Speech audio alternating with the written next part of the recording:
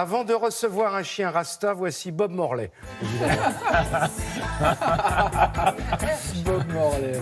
Dites donc, c'est dommage que l'émission s'arrête parce que vous n'avez jamais été aussi bon, cher Ah, ça Alexandre. fait 10 ans d'expérience. Et voilà, Ça non, finit- là vraiment, on commençait à y arriver. Ça finit par payer, vous savez. On plaisante, hein, je dis, il vaut mieux en rire qu'en pleurer. Alors, oser le sourire, non, ça y est, Non, c'est ça, fait.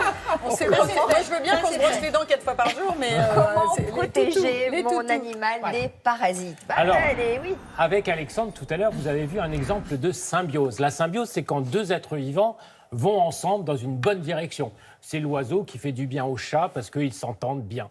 Eh bien là, vous allez parler de parasitisme cette fois-ci. On va vous parler de parasitisme, c'est-à-dire d'animaux qui sont nuisibles. Mais attention, nuisibles, non seulement pour eux-mêmes, mais aussi pour leur environnement. C'est-à-dire qu'à l'heure actuelle, on voit de plus en plus de parasites qui transmettent des maladies. Bah oui, la fameuse maladie de Lyme. Par exemple, qui est transmise par les tiques, Ixodes Ou plein de ricinus. maladies transmises par les moustiques. Voilà, comme la dirofilariose par exemple. Alors maintenant, sur le marché, on trouve des tas de produits sous différentes formes, que ce soit des colliers, des pipettes, des comprimés. Bref, pour y voir clair dans tout ça, il fallait un beau reportage. Eh bien, je vous le montre. Pour protéger leurs animaux contre les parasites, de plus en plus de particuliers choisissent des comprimés vendus sous prescription vétérinaire. En 5 ans, le nombre d'animaux traités par voie orale a été multiplié par 8. Selon une étude, l'usage d'antiparasitaires appliqués sur la peau aurait des effets indésirables. Les comprimés sont-ils une alternative efficace ?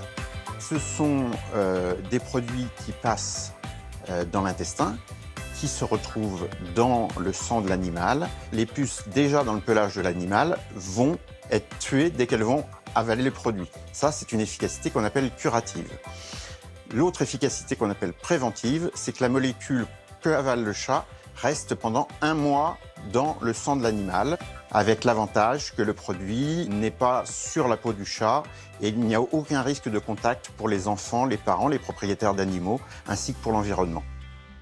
Un chat peut déclencher des allergies cutanées par hypersensibilité aux piqûres de puces et des maladies comme la bartonellose transmissible à l'homme. Là, il faut absolument utiliser un produit qui est sur l'ensemble du corps de l'animal, donc partout. Il n'y a qu'une seule forme, c'est le comprimé, qui permet ça. Donc, il est essentiel de traiter tous les mois son chat. Pour traiter ces chiens, Marine combine différentes formes d'antiparasitaires. Des insectifuges pour empêcher les parasites de s'approcher et des insecticides en cas d'infestation. Un jour, quand j'ai adopté une chienne, elle était déjà venue infestée de puces. J'avais essayé les pipettes qui n'avaient rien donné. Donc du coup, je suis allée chez le vétérinaire et en fonction du poids de la chienne, elle m'a renseignée et elle m'a conseillé un comprimé. J'ai 4 chiens à la maison. Au tout début, je m'y connaissais pas vraiment. J'ai commencé à prendre des antiparasitaires dits entre guillemets chimiques. Et après, quand j'ai essayé de m'intéresser plus à la composition, je me suis davantage intéressée aux antiparasitaires naturels. Par contre, aux périodes un peu plus cruciales, l'été, où vraiment là, c'est plus propice à qu'il y ait des puces, etc., là, je peux donner un cachet par prévention. Selon la formule choisie, il est important de veiller à la durée d'action du principe actif et d'adapter le produit à l'environnement du chien. Il y a certains insectifuges qui ont une durée de temps plus ou moins longue. Par exemple, des colliers peuvent avoir une durée d'action, donc une durée d'efficacité d'environ 6 à 8 mois pour certains colliers. Pour les pipettes, il convient d'appliquer 1 fois par mois.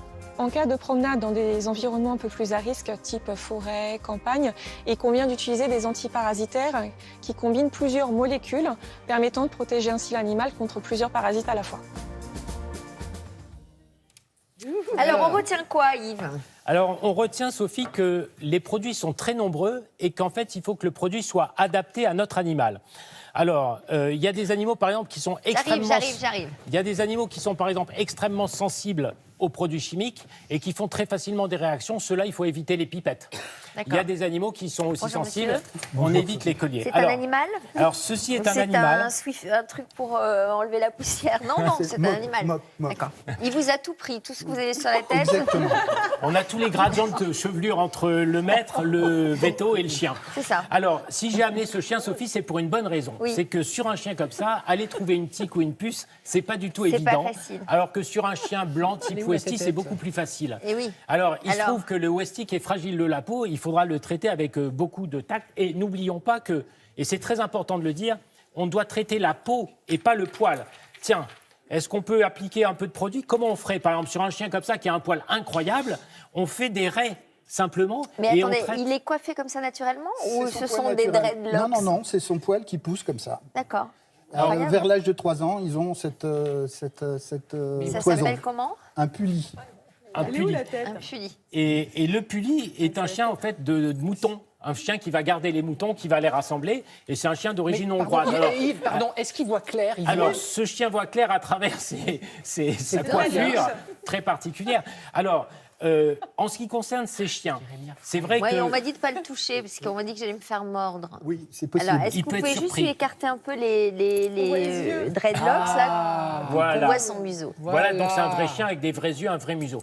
Et avec des vraies dents. Alors, vous voyez sur ce type de chien, Sophie, maintenant, si on était amené à passer par exemple un spray sur le pelage, on passerait tellement de spray dans le poil qu'en caressant le chien, en lui faisant des câlins, on rattraperait nous-mêmes du produit sur nos mains. Et c'est pour ça que de plus en plus, on conseille les comprimés. Parce que les comprimés, en allant directement dans le sang de l'animal traité, il va tuer les parasites et être absolument à 100% inoffensif pour le maître, la famille, les enfants, tout le monde, quoi. D'accord. Merci d'être venu nous voir, cher monsieur. Voilà.